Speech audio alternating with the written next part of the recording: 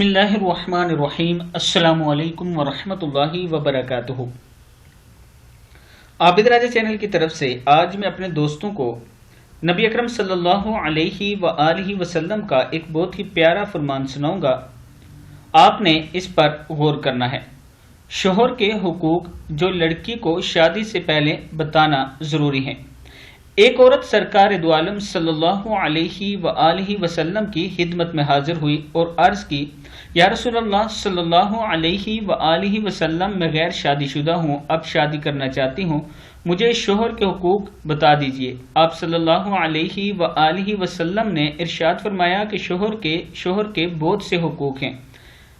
اس کا ایک حق تو یہ ہے کہ اگر وہ اونٹ پر سوار ہو اور صحبت کرنا چاہے تو تم انکار نہ کرو، مطلب یہ کہ جس وقت بھی اور جس حال میں بھی وہ اس کی خواہش کرے تمہیں انکار نہ کرنا چاہیے۔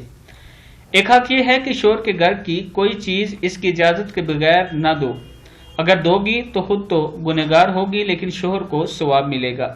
اور ایک حق یہ ہے کہ نفلی روزے اس کی اجازت کے بغیر نہ رکھو، اگر اجازت کے بغیر نفلی روزے رکھو گی تو وہ لا حاصل ہوگا۔ حق یہ ہے کہ شوہر کی اجازت کے بغیر گھر سے باہر نہ جاؤ، اگر ایسا کرو گی تو فرشتے اس وقت تک لعنت بھیجتے رہیں گے جب تک تم واپس آ کر توبہ نہ کر لو۔